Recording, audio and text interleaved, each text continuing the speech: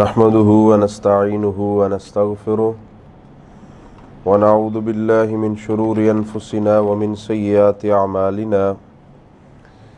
من يهده الله فلا مضل له ومن يضلل فلا هادي له أشهد أن لا إله إلا الله وحده لا شريك له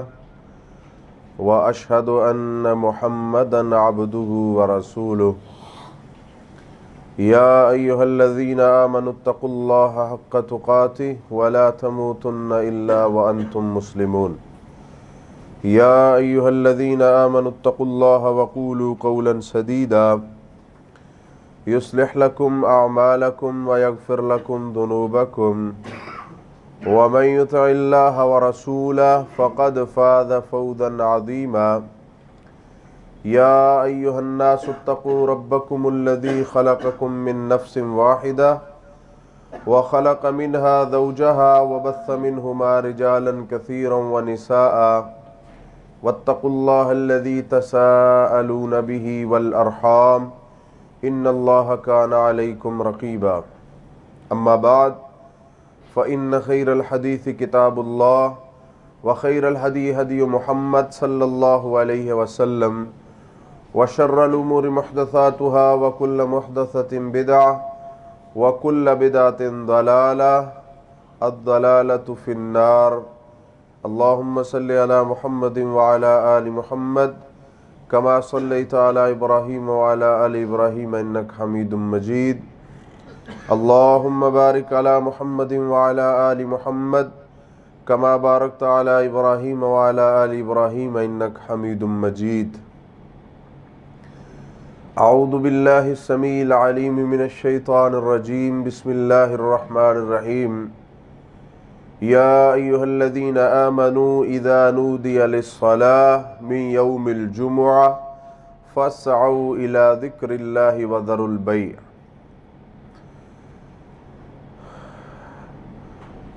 جمعہ کے بارے میں ہمارے مسائل چل رہے تھے، کیونکہ ایک مسلمان کے لیے یہ از حد ضروری ہے کہ اس کو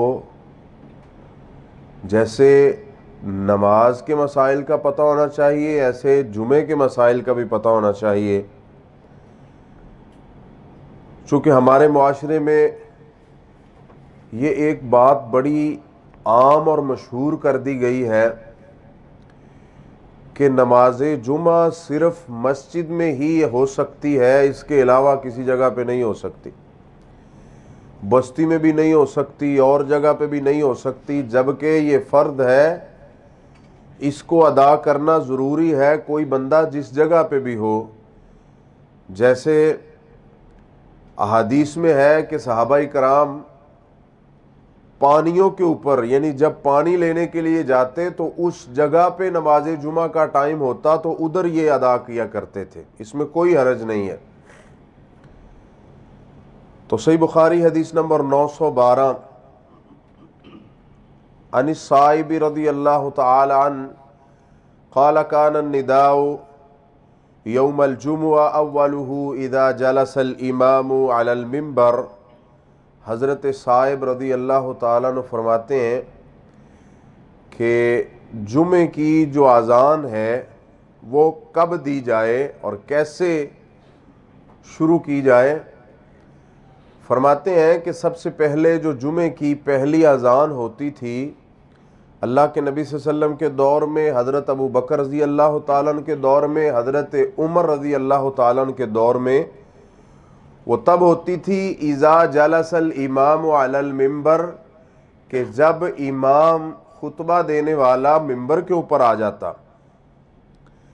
جس جگہ پہ کھڑے ہو کے اس نے خطبہ دینا ہے، جب اس جگہ پہ آ جاتا تو پھر اذان ہوتی تھی۔ فلما کان عثمان وکثر الناس زاد النداء۔ اللہ کے نبی صلی اللہ علیہ وسلم، ابو بکر و عمر رضی اللہ تعالیٰ عنہما کے دور میں ایک ہی اذان تھی، اس کے بعد جب حضرت عثمان رضی اللہ تعالیٰ عنہ کا دور آیا، لوگوں کی تعداد بڑھ گئی، تو پھر انہوں نے ایک اور اذان کا اضافہ کیا، ایک اور اذان شروع کروا دی۔ کیوں کہ تاکہ لوگوں تک آواز پہنچے اور وہ جمعہ کی تیاری کے لیے اکٹھے ہو جائیں اور کوئی رہ نہ جائے، تو انہوں نے زورات جگہ کے اوپر اذان دینے کا حکم دیا جو مسجد میں نہیں تھی۔ تو اس لیے اگر مسجد میں اذان ہو تو ایک اذان کہہ کر جمعہ شروع کرنا یہ سنت ہے۔ مسجد میں 2 اذانیں دینا جمعے کے لیے یہ سنت سے ثابت نہیں ہے۔ ہاں آج بھی اگر ایسا موقع بن جاتا ہے کہ کسی بستی میں، کسی قریہ میں لوگوں کی تعداد زیادہ ہے، آج تو یہ بن نہیں سکتا چونکہ لاؤڈ سپیکر موجود ہے مسلم ممالک کے اندر اور دور دور تک ان کی آواز جاتی ہے، اگر پیش آ بھی جائے تو مسجد کے باہر ایک اذان دی جا سکتی ہے۔ حضرت عثمان رضی اللہ تعالیٰ عنہ کی سنت ہے، ان سے ثابت ہے، جائز ہے۔ لیکن اگر باہر نہیں مسجد میں تو پھر ایک اذان ہوگی اور اس کے بعد خطبہ شروع ہو جائے گا، اور وہ کب اذان ہوگی؟ جب امام ممبر کے اوپر آ جائے۔ صحیح بخاری حدیث نمبر 891 عن ابی ہریرہ رضی اللہ تعالی عنہ قال قال النبی صلی اللہ علیہ وسلم یقرأ فی الجمعہ فی صلاة الفجر الف لام میم تنزیل السجدہ وہل اتی علی الانسان۔ ابو ہریرہ رضی اللہ تعالیٰ عنہ فرماتے ہیں کہ جمعے کے دن اللہ کے نبی صلی اللہ علیہ وسلم فجر کی نماز میں پہلی رکعت میں حامیم تنزیل السجدہ، جسے ہم سورۃ السجدہ کہتے ہیں، وہ پڑھا کرتے تھے، اور دوسری رکعت میں ہل اتی علی الانسان، جسے سورۃ الدہر بھی کہتے ہیں، سورۃ الانسان بھی کہتے ہیں، اس کی تلاوت فرمایا کرتے تھے۔ تو سنت یہ ہے کہ ہم جس جگہ پہ بھی نماز پڑھیں، چونکہ ادھر یہ ہماری ایک مجبوری ہے کہ کوئی کسی جگہ پہ رہتا ہے، کوئی کسی جگہ پہ، اور مسجدیں دور دور ہیں، تو ہمیں چاہیے کہ جمعے کے دن جب ہم فجر کی نماز پڑھیں تو اپنی نماز میں کون سی قرات کریں؟ سورۃ السجدہ پہلی رکعت کے اندر جتنی آپ کو میسر ہے، اور دوسری رکعت کے اندر سورۃ الاعلی، سورۃ الانسان یعنی سورۃ الدہر، ہل اتی علی الانسان حین من الدہر، وہ 21ویں پارے کے اندر ہے اور یہ 29ویں پارے کے اندر ہے۔ یہ صورتیں تلاوت کرنا یہ اللہ کے نبی صلی اللہ علیہ وسلم کی سنت ہے جو جمعے کے دن ہمیں کرنی چاہیے۔ صحیح بخاری حدیث نمبر 932 ہے، ان انس رضی اللہ تعالی عنہ قال بینما النبی صلی اللہ علیہ وسلم یخطب یوم الجمعہ۔ اس سے پہلے اللہ کے نبی صلی اللہ علیہ وسلم کا خطبہ دینے کا طریقہ، آپ کیسے خطبہ دیتے تھے، کیسے خطبہ ارشاد فرماتے تھے؟ آپ بھائیوں میں سے کسی کو کبھی کسی جگہ پہ باہر کوئی ایسا مل جاتی ہے جگہ جس جگہ پہ آپ بھائی جمع ہیں اور آپ خطبہ دیں، آپ میں سے کوئی بھی دے سکتا ہے اور اس کے بعد اپنا یہ فریضہ ادا کر سکتا ہے، اس کا طریقہ کیا ہے؟ صحیح بخاری حدیث نمبر 920 عن ابن عمر رضی اللہ تعالی عنہ قال کان النبی صلی اللہ علیہ وسلم یخطب قائما ثم یقعد ثم یقوم کما تفعلون الان۔ عبداللہ بن عمر رضی اللہ تعالیٰ عنہ فرماتے ہیں کہ اللہ کے نبی صلی اللہ علیہ وسلم خطبہ ارشاد فرمایا کرتے تھے کھڑے ہو کر، پھر تھوڑی دیر کے لیے بیٹھتے، پھر دوبارہ کھڑے ہو جایا کرتے تھے اور پھر خطبہ پڑھتے تھے۔ تو اگر آپ صاحب بھائی خطبہ یاد کر لیں، خطبہ پڑھیں، اس کے بعد اگر آپ کو کوئی حدیث کوئی آیت آتی ہے وہ سنا دیں، اس کا ترجمہ کر دیں، اس کے بعد پھر خطبہ پڑھیں اور پھر آپ اپنی نماز پڑھ لیں۔ اور دوران خطبہ ہم کیا کر سکتے ہیں؟ صحیح حدیث صحیح بخاری کے اندر حدیث نمبر 932 ہے، ان انس رضی اللہ تعالی عنہ قال بینما النبی صلی اللہ علیہ وسلم یخطب یوم الجمعہ اذ قام رجل، اللہ کے نبی صلی اللہ علیہ وسلم خطبہ ارشاد فرما رہے تھے تو اچانک ایک بندہ کھڑا ہوا، اس نے دعا کے لیے کہا کہ اللہ کے نبی صلی اللہ علیہ وسلم دعا کیجئے۔ ایک دوسری حدیث میں ہے کہ وہ کہنے لگا کہ بارش نہیں ہو رہی، قحط پڑ گیا ہے، راستے بند ہو چکے ہیں اور جانور جو ہیں وہ پیاسے اور بھوکے مر رہے ہیں، پانی نہیں ہے، تو دوران خطبہ وہ کھڑا ہوا، یہ بھی سنت ہے، وہ کھڑا ہوا، اس نے کہا اللہ کے نبی صلی اللہ علیہ وسلم دعا فرما دیں اللہ سبحانہ ہوا تعالی ہمیں بارش دے دے. تو اللہ کے نبی صلی اللہ علیہ وسلم دوران خطبہ فمد یدیہ ودعا، تو آپ صلی اللہ علیہ وسلم نے اپنے ہاتھ پھیلائے اور دعا کی کہ اللہ ہمیں رحمت کی بارش عطا کر دے. تو اس کا مطلب یہ ہوا کہ اگر کوئی خطبے میں آ کے دعا کے لیے کہے تو ہم دعا کر سکتے ہیں. اس بارے میں کئی اقوال ہیں، چونکہ حدیث میں ہے کہ جمعہ کے دن ایک ایسی گھڑی بھی ہوتی ہے جس میں دعا کرنی چاہیے. تو بہرحال اختتام خطبہ میں بھی ہم دعا کر سکتے ہیں، اگر کوئی ہمیں کہے تو پھر ہم اس کے لیے بھی دعا کر سکتے ہیں. صحیح بخاری حدیث نمبر 931. جو خطبہ دے رہا ہے وہ کسی بندے کو نصیحت کر سکتا ہے، جیسے اللہ کے نبی صلی اللہ علیہ وسلم خطبہ ارشاد فرما رہے تھے تو ایک بندہ آیا تو وہ بیٹھ گیا. اللہ کے نبی صلی اللہ علیہ وسلم فرماتے ہیں قم فصلی رکعتین، کھڑے ہو جاؤ 2 رکعتیں پڑھو اور پھر تم نے بیٹھنا ہے، ایسے تم نہیں بیٹھ سکتے. اور اس کے ساتھ ایک اور حدیث میں لال سنن نبی داود حدیث نمبر 1091، حضرت جابر رضی اللہ تعالیٰ عنہ فرماتے ہیں کہ اللہ کے نبی صلی اللہ علیہ وسلم جمعہ کے دن ممبر کے اوپر تشریف فرما تھے، تو کچھ صحابہ کرام کھڑے ہوئے تھے. اللہ کے نبی صلی اللہ علیہ وسلم نے فرمایا کہ بیٹھ جاؤ. عبداللہ بن مسعود رضی اللہ تعالیٰ عنہ آ رہے تھے، تو جب وہ جوتوں کے اوپر پہنچے، جس جگہ پہ جوتے پڑے تھے، تو ان کے کانوں میں آواز پڑی محمد رسول اللہ صلی اللہ علیہ وسلم کی کہ بیٹھ جاؤ، تو وہ ادھر ہی بیٹھ گئے. دیکھیں کتنی اتباع ہے، ان کے دلوں میں کتنی حسرت ہے، کتنا لالچ ہے کہ محمد رسول اللہ صلی اللہ علیہ وسلم کی زبان مبارک سے کوئی بات نکلے ہم فوراً اس کے اوپر عمل کر کے دکھائیں. اللہ کے نبی صلی اللہ علیہ وسلم فرماتے ہیں تعال یا ابن عباس، آپ یا ابن مسعود، آپ ادھر ہی بیٹھ گئے، آگے آ جائیے، میں نے تو ان کو کہا تھا جو مسجد کے اندر ہے. تو اللہ کے نبی صلی اللہ علیہ وسلم نے دوران خطبہ ان کو آگے بلا لیا. تو اس کا مطلب ہے کہ امام کسی کو بلا لے، کسی سے کچھ کہہ دے کہ تم ایسے کرو، تو وہ اس میں کوئی حرج نہیں ہے. آگے صحیح مسلم حدیث نمبر 878، کان رسول اللہ صلی اللہ علیہ وسلم یقرأ فی الجمعہ بسبح اسم ربک الاعلی وہل اتاک حدیث الغاشیہ. اللہ کے نبی صلی اللہ علیہ وسلم جب جمعہ کی نماز پڑھتے تو پہلی رکعت میں سورۃ الاعلی کی تلاوت کرتے تھے، سبح اسم ربک الاعلی، اور دوسری رکعت میں ہل اتاک حدیث الغاشیہ، اس سورت کی تلاوت کیا کرتے تھے جب آپ نماز پڑھاتے. تو کسی جگہ پہ بھی ہم خطبہ اگر نماز جمعہ ادا کریں تو یہ سنت ہے کہ ہم جمعہ کے جو فرائض ہیں ان کے اندر 2 رکعتوں کے اندر یہ 2 سورتوں کی تلاوت کریں. سنن نبی داود حدیث نمبر 1070 ہے،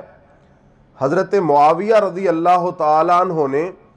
حضرت زید بن ارقم رضی اللہ تعالیٰ عنہ سے ایک مسئلے کے بارے میں پوچھا. فرماتے ہیں اشہدت مع رسول اللہ صلی اللہ علیہ وسلم عیدین اجتمعا فی یوم، قال نعم، قال فکیف صنع، قال صلی العید ثم رخص فی الجمعہ. حضرت معاویہ بن ابی سفیان رضی اللہ تعالیٰ عنہ نے حضرت زید بن ارقم سے پوچھا، فرماتے ہیں کہ تم نے کبھی ایسا اتفاق ہوا ہو، تمہیں کوئی حدیث یاد ہو محمد رسول اللہ صلی اللہ علیہ وسلم کا، کوئی فتویٰ آپ کے ذہن میں ہو تو ہمیں بتائیے کہ اگر جمعے کا دن اور عید کا دن دونوں اکٹھے آ جائیں تو پھر ہم کیا کریں؟ کیا ہم عید پڑھ کے جائیں؟ اور حدیث میں ہے کہ عید کا دن مسلمانوں کے لیے خوشی کا دن ہے، ٹھیک ہے، خوشی کا دن ہے، اور اس میں یہ سیر و سیاح کر سکتے ہیں، کھیل سکتے ہیں، ایسا کھیل جس میں لغویات اور کوئی ایسی چیزیں نہ ہوں، جیسے صحیح حدیث میں ہے کہ عید کے دن حبشی جو تھے وہ مسجد نبوی کے صحن میں نیزوں سے کھیلا کرتے تھے۔ تو حضرت معاویہ رضی اللہ تعالیٰ عنہ فرماتے ہیں حضرت زید بن ارقم سے کہ یہ جمعے کا دن ہے، اب ہم عید پڑھیں پھر کہیں جانا ہو خوشی کے لیے تو ساتھ ہی جمعے کا ٹائم ہو جائے، تو پھر کیا کریں گے؟ اس بارے میں اللہ کے نبی صلی اللہ علیہ وسلم سے کوئی بات تیرے ذہن میں ہے؟ حالانکہ یہ صحابی رسول ہیں حضرت معاویہ رضی اللہ تعالیٰ عنہ، بلکہ کاتب وحی ہیں، وحی لکھنے والے ہیں، اور زید بن ارقم رضی اللہ تعالیٰ عنہ بہت بڑے صحابی ہیں، اپنی طرف سے کوئی ٹوٹکا لگا سکتے تھے، اپنی طرف سے کچھ کہہ سکتے تھے کہ ٹھیک ہے آج جمعہ بھی ہے، عید بھی ہے، لہٰذا جاؤ ہمیں اجازت ہے، ہم تمہیں جو بھی دین کے بارے میں بتائیں تم عمل کر سکتے ہو۔ لیکن بڑی سختی تھی صحابہ اکرام کے دور میں، تابعین کے دور میں بڑی سختی تھی، اور صحابہ اکرام نے علم احادیث کو ایسے عام کیا لوگوں کے اندر، اور اتنی ترجیح دی اس کو کہ کوئی صحابی کسی جگہ پہ جاتا آتا اٹھتا بیٹھتا تو اللہ کے نبی صلی اللہ علیہ وسلم سے احادیث لوگوں کو سناتا۔ حدیث کو اتنا عام کر دیا کہ اگر کوئی بندہ کوئی حدیث سناتا اور وہ جھوٹ ہوتا تو فوراً اس کو پکڑ لیا جاتا کہ یہ غلط ہے، اللہ کے نبی صلی اللہ علیہ وسلم سے ثابت نہیں ہے، اس کو چھوڑ دو۔ صحابہ کرام نے سب کچھ چھوڑ کر صرف زندگی کی جو ضروریات تھی اس حد تک رہے، اور ان کی 100% کوشش یہ تھی کہ لوگوں تک علم حدیث ایسے پہنچ جائے کہ اس میں کوئی کسی قسم کا شگاف نہ رہ جائے۔ پھر تابعین کو انہوں نے ایسی عادت ڈال دی کہ ہر بندہ سند کے ساتھ جس صحابی کا شاگرد تھا اس سے آگے محمد رسول اللہ صلی اللہ علیہ وسلم سے بیان کر رہا ہے ہر مسئلہ، تاکہ کوئی بھی بات اللہ کے نبی صلی اللہ علیہ وسلم کی جو سنت سے ہے وہ رہ نہ جائے، اور کوئی بندہ اپنی طرف سے سنت کے اندر کوئی بات ایڈ نہ کر دے۔ تو حضرت معاویہ فرماتے ہیں زید بن ارقم رضی اللہ تعالیٰ عنہ سے کہ تو ہمیں بتا، تیرے پاس اگر کوئی دلیل ہے محمد رسول اللہ صلی اللہ علیہ وسلم کے ساتھ یا آپ کی زبان مبارک سے آپ نے کوئی ایسا سنا ہو تو قال نعم، وہ کہتے جی ہاں۔ فکیف صنع، حضرت معاویہ کہتے پھر اللہ کے نبی صلی اللہ علیہ وسلم نے کیا کیا، کیسے کیا کہ اگر جمعے کے دن عید آ جائے؟ قال صلی العید ثم رخص فی الجمعہ، حضرت زید فرماتے ہیں رضی اللہ تعالیٰ عنہ کہ اللہ کے نبی صلی اللہ علیہ وسلم نے عید کی نماز ادا فرمائی اور جمعے کے لیے رخصت دے دی۔ اس صحیح حدیث سے یہ ثابت ہوتا ہے کہ اگر جمعے کے دن عید آ جائے تو پھر جمعہ فرض نہیں ہے، اس میں رخصت ہے چھوڑنے کی۔ اگر چھوڑے گا تو ظہر کی نماز ادا کرے گا، اگر جمعہ پڑھ لے تو وہ مستحب عمل ہے، لیکن کم از کم امام کو چاہیے کہ وہ جمعہ نہ چھوڑے، جتنے لوگ جمعہ پڑھنے کے لیے آئیں تاکہ وہ ان کو جمعہ پڑھا سکے۔ ایک بات، اگر وہ یہ رخصت سارے لینا چاہتے ہیں تو پھر وہ سب کو بتا دے کہ آج جمعے کی رخصت ہے، لہٰذا کوئی بندہ بھی آج جمعہ پڑھنے کے لیے نہ آئے، تاکہ امام کی وجہ سے کوئی آنے والا پریشان نہ ہو کہ وہ جمعہ پڑھنے کے لیے اور آگے کوئی ہو نہ۔ ٹھیک ہے، اس کی دو صورتیں ہیں، یا تو سب کو کہہ کے چھوڑا جا سکتا اور زور کی نماز پڑھی جا سکتی ہے، یا پھر امام کو چاہیے کہ وہ جمعہ پڑھائے اور جو جو لوگ اس مستحب عمل کو کرنا چاہتے ہیں وہ کر لیں، جو رخصت لینا چاہتے ہیں وہ چھوڑ دیں، اس میں کوئی حرج نہیں ہے۔ اب نماز جمعہ کیسے ہم ادا کریں گے؟ صحیح مسلم حدیث نمبر 851، اذا قلت لصاحبك انصت یوم الجمعہ والامام یخطب، جب امام خطبہ دے رہا ہو تو کوئی بندہ اپنے ساتھ والے سے کہے انصت، چپ کر جا۔ لوگ جمعہ ادا کر رہے ہیں، امام خطبہ دے رہا ہے، ساتھ والا جو ہے بالفرض اس کا فون آیا، وہ اس کے اوپر بات کر رہا ہے، دوسرا اسے کہتا ہے انصت، کہتا چپ کر جا، فون نہ سن، یہ جمعہ کے اندر جائز نہیں ہے،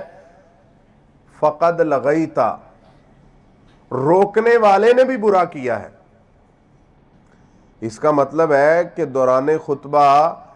ہمیں کوئی ایسی حرکت کرنی ہی نہیں چاہیے، کسی چیز سے کھیلنا، بولنا، کسی چیز کے لالچ لگ جانا، سو جانا، کوئی بھی ایسا کام نہیں کرنا چاہیے، اور اگر کرنے والے کو کوئی روکتا ہے تو وہ بھی اس کے لیے جائز نہیں ہے۔ فرمایا اگر کوئی بات کر رہا ہے تو ساتھ والا اسے کہتا ہے ان سے چپ کر جا، نہ کر، یہ جائز نہیں ہے، تو اس نے کیا کیا؟ اس نے لغو کام کیا ہے۔ اور دوسری حدیث سنن نبی داؤد حدیث نمبر 1050، وَمَن مَسَّ الْحَصَىٰ فَقَدْ لَغَا، جس نے کنکریوں کو چھوا اس نے بھی لغو کام کیا۔ تب تو مسجدیں کچی تھی، ٹھیک ہے، کنکریاں تھی، اب کیا ہے؟ اب تنکے ہیں، بالفرض کلین کے اوپر تنکے پڑے ہیں، تو ایک بندہ دوران خطبہ وہ تنکوں کو اٹھا رہا ہے، اپنی جیب میں ڈال رہا ہے، اگرچہ صفائی کر رہا ہے لیکن کیا کر رہا ہے؟ وہ لغو کام کر رہا ہے۔ اور ایک دوسری حدیث میں ہے وَمَن لَغَا فَلَا جُمُعَةَ لَهُ، جس نے لغو کام کیا اس کا جمعہ نہیں ہے۔ تو اس کا مطلب یہ ہوا کہ دوران خطبہ اس بات کی انتہائی سختی ہے شریعت میں کہ ہم کوئی ایسا کام کریں، موبائل سنیں، کسی چیز کے ساتھ کھیلیں، کوئی ایسا کام کریں کہ جو دوران خطبہ جائز نہیں ہے، تو اس لیے شریعت نے ہمیں ان چیزوں سے کیا کیا ہے؟ منع کر دیا ہے۔ امام کسی سے کچھ کہتا ہے کہ تو یہ کر، یا اسے کہتا ہے کہ آگے ہو جا، جیسے میں نے آپ کو حدیث سنائی ہے، تو پھر وہ کر سکتا ہے، پھر وہ لغویات میں نہیں آئے گا، پھر اس کا جمعہ ضائع نہیں ہوگا۔ تو اس لیے یہ ہمارے لیے ایک بڑا لمحہ فکریہ ہے، سوچنے کی بات ہے کہ جب ہم مسجد میں آئیں، خطبہ شروع ہو جائے ختم ہونے تک ہم ایسے ہو جائیں کہ جیسے ہمارے سروں کے اوپر پرندے بیٹھے ہوئے ہیں۔ چھیڑ چھاڑ، کوئی سننا، کسی کو روکنا، کچھ کرنا، کچھ چلانا، یہ ساری چیزیں ہم بند کر دیں تو انشاءاللہ ہمیں اس کا مکمل ثواب ملے گا۔ بقیہ اگلے جمعے اللہ سبحانہ و تعالی ہمیں شریعت کے مطابق اپنے فرائض ادا کرنے کی توفیق عطا فرمائے۔ آخر دعوانا الحمدللہ رب العالمین۔